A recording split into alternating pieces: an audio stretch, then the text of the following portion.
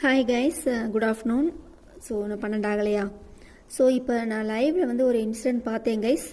அதில் என்ன நடக்குது அப்படின்னா, சௌந்தர்யா அன்ஷிதாவோட கூடையை பிடிச்சி இழுக்கிறாங்க. அப்போ ஒரு கை மேலே இருக்குது, ஒரு கை வந்து அன்ஷிதாவோட கையில் பிடிச்சி இழுக்கிறாங்க மாதிரி தான் தெரியுது.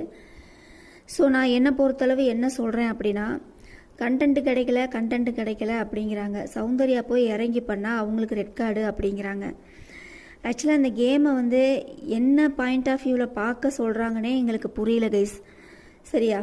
ஸோ கண்டென்ட் கிடைக்கல, சுவாரஸ்யம் இல்லை அப்படிங்கிறாங்க. ஒரு ஆள் போய் சுவாரஸ்யமாக பண்ணாங்கன்னா அவங்களுக்கு ரெட் கார்டு அப்படிங்கிறாங்க.